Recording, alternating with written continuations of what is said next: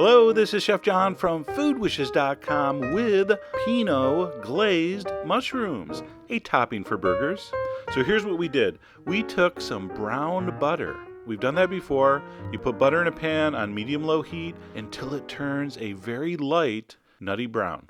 Once it turns that color, I'm going to throw in a big handful of brown mushrooms with a pinch of salt, and on medium heat, we're going to cook that until nicely browned.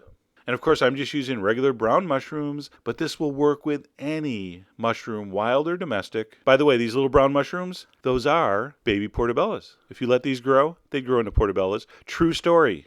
Why would I make up stuff about mushrooms? Come on. So take your time. You really want to cook the mushrooms well before we add our wine. We really want to get all that flavorless moisture evaporating up out of the mushroom so we can replace it with flavor. At this point, I'm going to hit it with a little black pepper and then, the star of the show, a little Pinot Noir.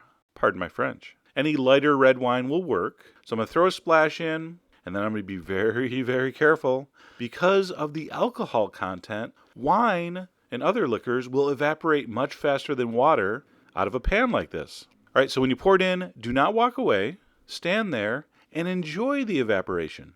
And it's only going to take a minute. By the way, because we sauteed these first, the mushrooms soaked in that brown butter, and not only did it make the mushrooms delicious, but it kind of made them waterproof. So now this wine, instead of totally soaking into the mushroom, more so glazes the outside. And it is a fantastic burger topping. And by the way, FYI, this is kind of a tease. I'm going to be doing an amazing burger recipe using these mushrooms in a few weeks. Stay tuned for that. You're going to be blown away. Anyway, if you like sauteed mushrooms on burgers, you're definitely going to want to give this a try. Go to foodwishes.com for all the ingredient amounts, as usual. And as always, enjoy.